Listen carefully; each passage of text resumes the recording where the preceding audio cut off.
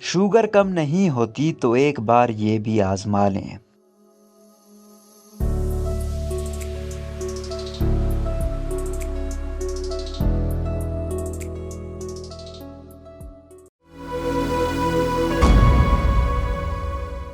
आजकल बड़े तो बड़े बच्चों को भी ज़ियाबीतस का मर्ज़ लायक हो जाता है, लेकिन कुदरत ने कुछ ऐसी चीज़ें भी बनाई हैं जिनसे हम अपनी बढ़ी हुई शुगर को कंट्रोल कर सकते हैं। सब्जी जो शुगर कंट्रोल करने में मदद करती है। ताम सान डियागो में दी एंडोक्राइन सोसाइटी के तहत की गई तहकीक में ये बात साबित हुई है कि प्याज का अर्क हाई शुगर लेवल और कोलेस्ट्रॉल की सतह को कम कर सकता है। नाइजीरिया के अब्राका में डेल्टा स्टेट यूनिवर्सिटी के मुसन्निफ एंथोनी ओजिया का कहना है कि प्याज एक सस्ती सब्जी है जिसमें शुगर कंट्रोल करने और लबलबे में इंसुलिन पैदा करने की सलाहियत मौजूद है।